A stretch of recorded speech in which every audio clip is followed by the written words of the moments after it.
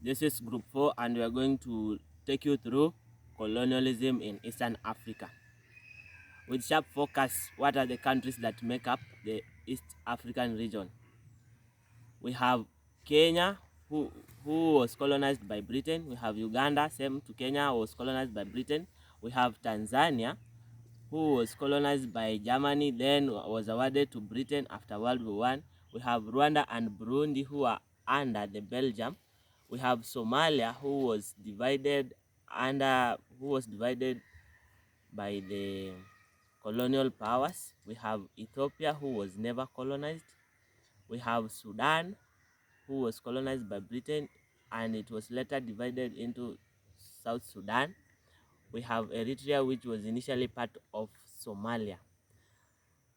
Okay, narrowing down, what were the reasons for the colonization of Eastern Africa? We find out that there are three main reasons why the Europeans came to East Africa, and they were mainly economic, political, and religious reasons.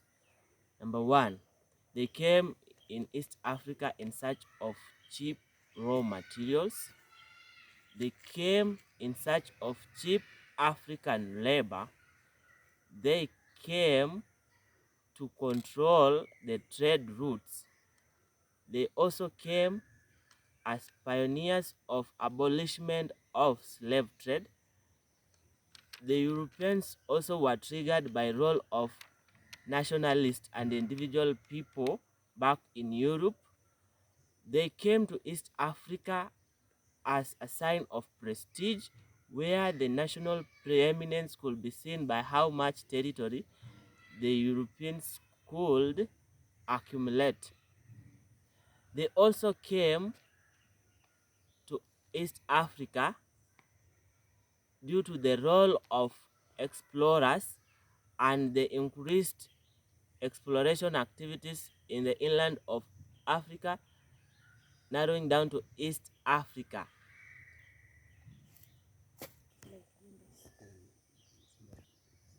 Morning, I'm David Owino. I'm going to take you through the reasons why European colonized African countries easily without any struggle. Number one, the African leaders were not organized. This is whereby they could not come together and mobilize African warriors in order to defend the hostile Europeans that came to colonize Africans. Number two, natural disasters. This is whereby the outbreak of drought and some diseases such as locust could destroy African economic activities such as crops, and this could cause inadequate food supplies to the warriors that were in a position to defend African countries. Number three, Europeans were having superior weapons. This is whereby they could defend themselves by using guns and some hostile weapons. And Africans could not manage to get such weapons because they were having inferior weapons to defend themselves. Last reason is that the outbreak of new diseases such as smallpox and malaria could also make Africans to face difficulties in terms of fighting Europeans. This because they could struggle looking after how they could treat themselves against such diseases instead of defending their country. I'm Dalton, and I will take you through colonization in Kenya. As you have been told that East Africa is made up of many countries, and among them is Kenya. And we find that the root of the colonial history of Kenya go back in the Berlin Conference in 1885, when the East Africa was first divided into territories of influence by the European powers. So the European used a lot of methods, and among them is the use of military force. They signed treaties, stroke agreement, collaboration, stroke diplomacy. They also used divide and rule tactics. They also lured Africans, chiefs or leaders with presents like sweets. So, on the other hand, Kenyans reacted to British colonization. They reacted through collaboration. They also resisted, and they also some offered mixed reaction.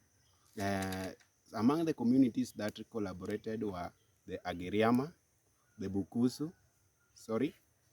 Among the communities that reacted were the Agiriama, Bukusu, Somali, and the Nandi, while collaborators were the Maasai, the Wanga, and a section of the Luo, Akikuyu, and Akamba, which offered mixed reaction. So, as I've said, that mixed reactors were the Agikuyu, the Luo, and the Akamba. So, in distance, Kenya is 581,751 square kilometers approximately, and the British used forced labor. They had forced taxation. They forced military conscription, and they also had land alienation. So in land alienation, that's now the economic colonialism. They introduced various land acts.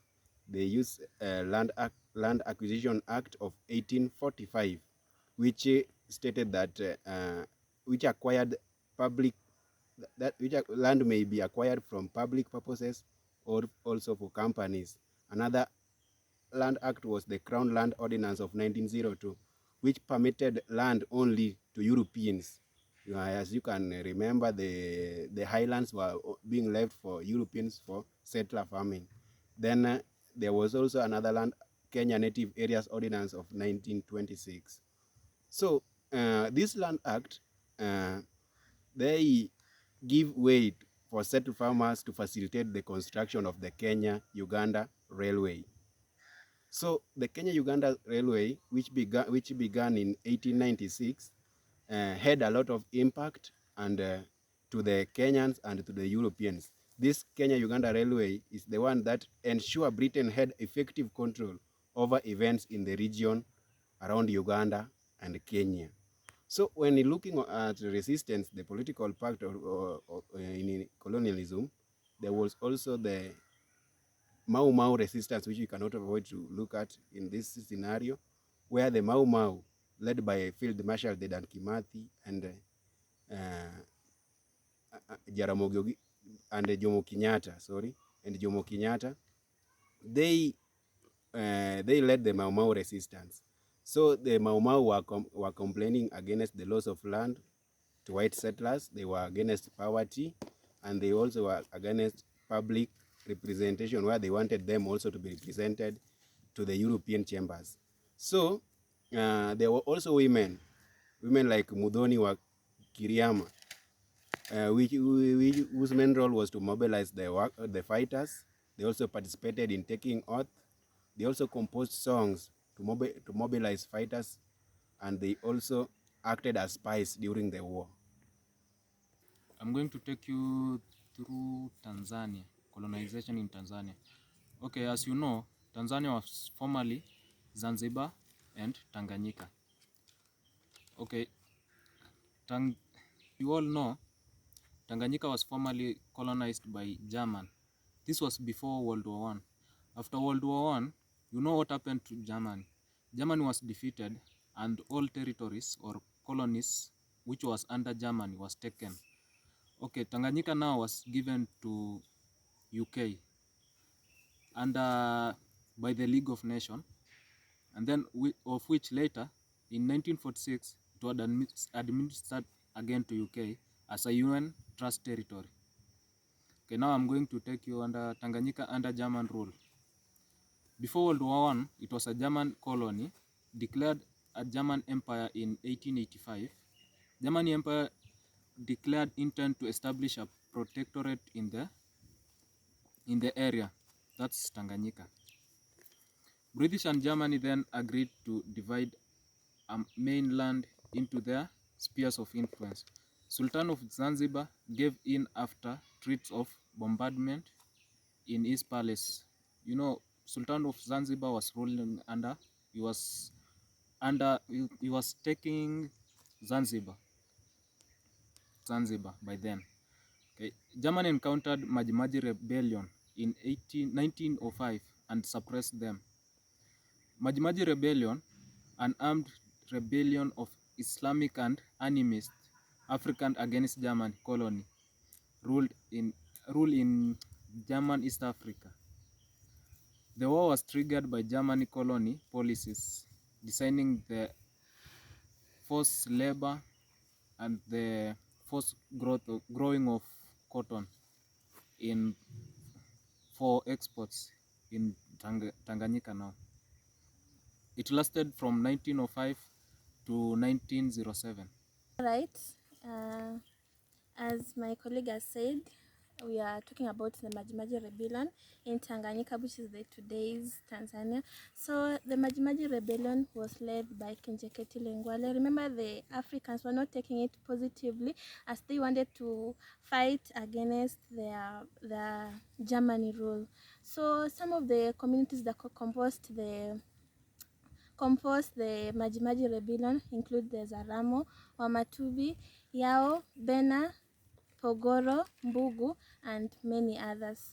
So after World War One, so these communities were fighting against the German because they were being forced to grow cash crops and also in the building of the Kenya-Uganda Railway. So after World War One, Tanganyika was given to Britain, and they ruled Tanganyika through indirect rule. That is, they chose administrators who administers on their behalf. So the Africans in 1944 formed TANU, which is the Tanganyika African National Union. In this was led by Julius Nyerere, and the main aim of TANU was for them to fight for So, as I've said before, TANU, which is Tanganyika African National Union, led Tanganyika to independence in 1961, and that's how Tanganyika became an independent country. I'm going to take you through about Uganda. In 1888, the Imperialist British East Africa Company set up in Uganda with the Kabaka's permission. During the Anglo-German Agreement in 1890, Uganda formally became a British protectorate or a territory. However, the British tricked Ugandans' rules and signed a treaty that allowed them to take their natural resources. In return, as mentioned, they would provide protections from other imperialist countries and Africa tribes. However, they did not really respect their promises. So good morning, guys. I'm called Paris, and I'm going to take you through the impact of colonialism in Eastern Africa. Number one, we have the introduction of machine, whereby we find that earlier on, Africans used to dig their land with stick, but through the colonization, they started using improved jembes and other farm tools. Another one, we have introduction of new crops. Africans abandoned their indigenous crops and adopted the new crops which were brought by the colonists. Another impact was westernization, whereby African copied the white man cultures. We are going to the negative impact of colonialism. Number one, we find that there was forced labor in Africa. European forced Africans to work on their farms. Number two, we have slavery. We find that the Europeans exported Africans to their countries to work for them. Number three, we find that the Africans' lands were taken away and they were pushed into reserves.